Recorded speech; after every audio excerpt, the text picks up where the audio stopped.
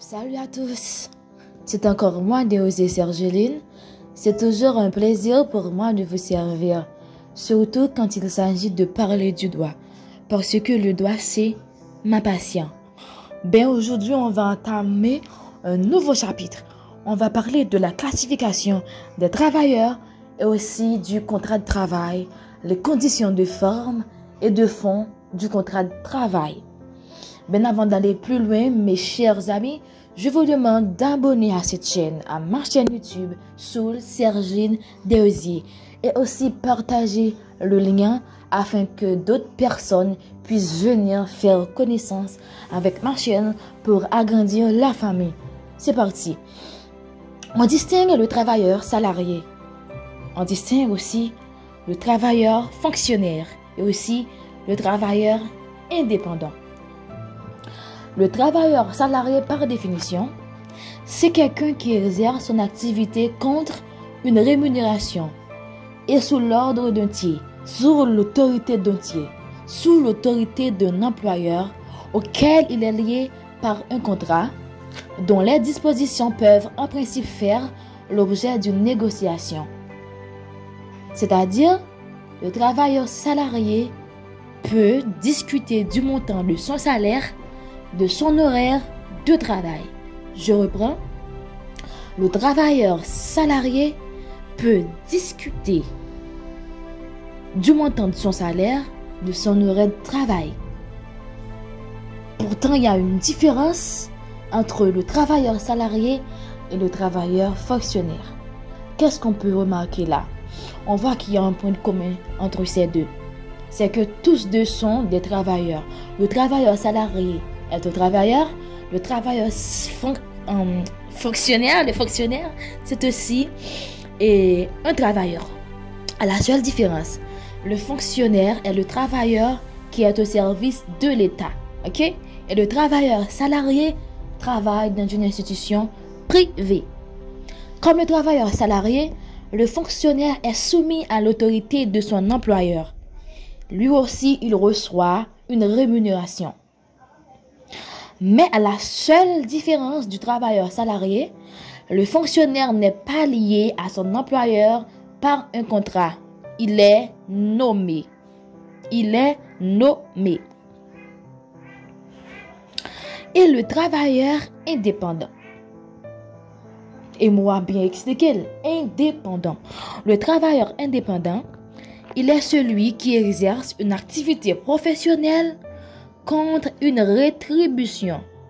Toutefois, à la différence du travailleur salarié et du fonctionnaire, il n'est soumis à l'autorité de personne. Il est son propre patron. Il ne dépend que de lui-même. Est-ce que vous voyez très bien la différence qui existe entre ces trois? Et le travail. On ne peut pas parler des différents types de travailleurs, de la classification des travailleurs, sans pour autant définir le travail, mes amours. Le travail se définit ainsi. Le travail peut se définir comme toute activité humaine, libre, manuelle ou intellectuelle, permanente ou temporaire, exécutée de son plein gré. On ne peut pas contraindre quelqu'un à travailler, parce que le travail est une activité libre. C'est ce que signifie exécuter de son plein gré. Activité humaine. Activité humaine, c'est toute activité que peut entreprendre une personne. Et elle peut constituer un travail, quel que soit l'âge, le sexe de la personne. Activité manuelle ou intellectuelle. Bon, on sait bien qu'il existe des personnes qui font des travaux manuels et des travaux intellectuels.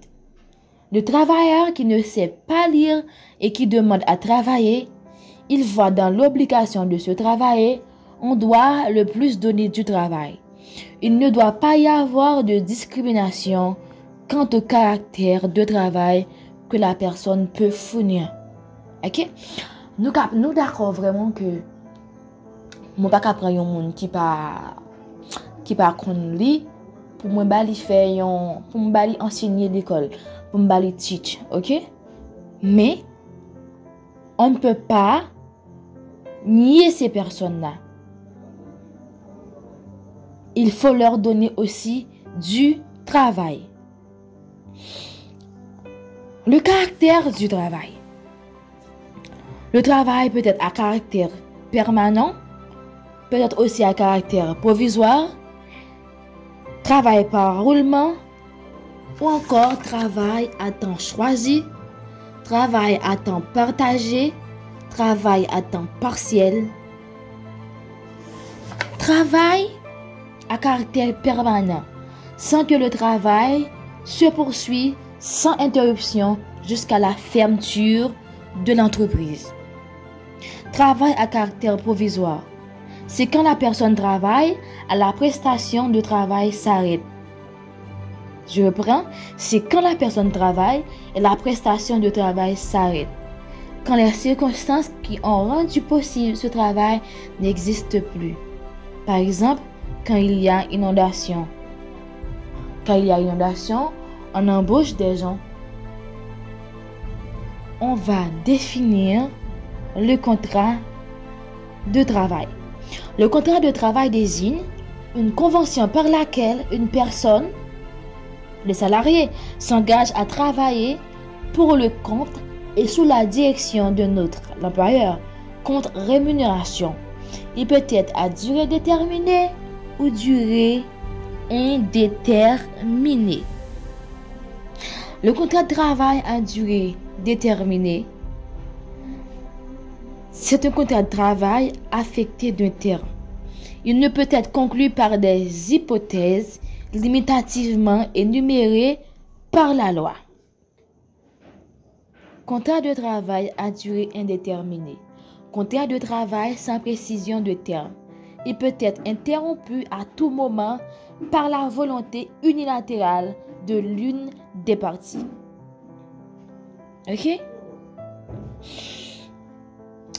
Maintenant, on va voir les conditions de forme et de fond du contrat de travail. 4 conditions. Premièrement, la capacité. Deuxièmement, le consentement. Troisièmement, un objet licite. Et quatrièmement, la cause. La capacité. Pour conclure un contrat de travail, il faut qu'on soit majeur.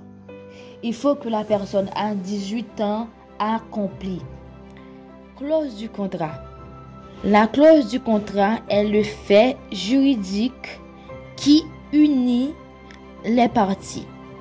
La clause du contrat est le fait juridique qui unit les parties. Conditions de forme du contrat de travail. Forme non est capable en français, est capable en créole. Même si nous connaissons fort souvent, il y a toujours en français. Et puis, il doit gagner identification d'un travail. Ok? Il doit gagner sexe, il doit gagner l'âge moun, il doit gagner numéro identité, il doit gagner adresse, lieu de résidence.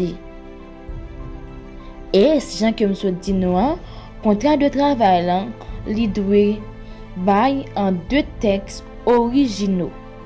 S'il arrive qu'un conflit oppose les 2 contractants, il ne pourra pas se présenter qu'avec l'original au travail.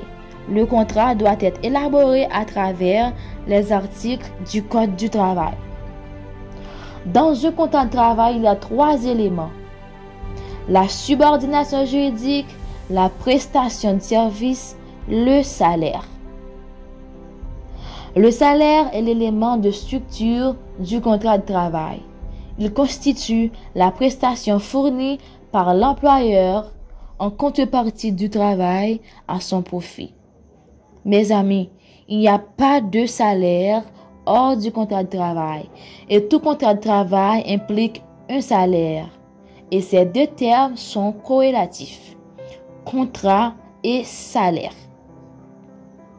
Étant donné que nous avons droit du travail, nous avons législation sociale, nous avons que le droit du travail à lui-même, nous avons dernièrement, gagné deux finalités. Première, c'était protecteur des intérêts des salariés, promoteur des relations professionnelles. Nous sommes capables de dire que le droit du travail là, il est comme un arbitre. Employeur là, avec employé, il y a aussi deux équipes qui ont joué sur le même terrain. Dans deux équipes, ça capable de gagner un litige qui fait surface. Et le code du travail, le droit du travail lui-même, c'est un arbitre qui peut mettre l'ordre dans désordre. Ok? Nous avons parlé de salaire. Comment vous fixer salaire? Comment salaire là lui-même est capable de négocier? Ben, on nous dit que le salaire peut être fixé à la suite d'une libre discussion entre l'employeur et le salarié. Ok? Ou bien tout droit pour discuter de salaire avec monde qui a bas au travail là. Pour discuter par exemple distance ou habiter et distance ou venir travail là. Combien que ça coûte? Parce que l'intérêt est le mobile de tout être humain. Tout ça que vous fait faut que vous gagnez un intérêt là-dedans. OK? Le salaire peut être négocié par des conventions collectives. Le salaire peut être fixé par l'autorité publique. La loi retient que le taux du salaire est librement fixé par l'accord des parties dans le contrat, mais limite cette liberté par le salaire minimum. Salaire minimum, c'est un barème que l'État mettait. Et l'État dit comme ça que, mais combien comme un patron doit payer un employé. Et patron, employeur là, il pas doit payer plus petit que comme ça. Il doit payer plus par rapport avec grille salariale. Mais il pas doit payer plus petit. OK? Alors je dis ça et nous connaissons très bien comment fonctionne et le lieu dans lequel nous vivons. Ce pays-là qu'on appelle Haïti. Nous connaissons comment ça fonctionne. L'État a dit et c'est dit good et puis l'employeur l'a choisi de payer un good. Chaque monde choisit fait ça ou voulez. Mais salaire minimum là, c'est salaire que l'État fixé pour que l'employeur paye et que l'il pas doué petit. Le salaire de travail peut être payé en espèces ou en nature. Le salaire en espèces, par définition, c'est le salaire que reçoit le travailleur en argent ou en monnaie et en cours légal. Le salaire en nature, c'est le salaire que reçoit le travailleur sous forme d'aliments, de logements, de vêtements et autres articles destinés à sa consommation. Je viens de le dire tout à l'heure, le salaire minimum.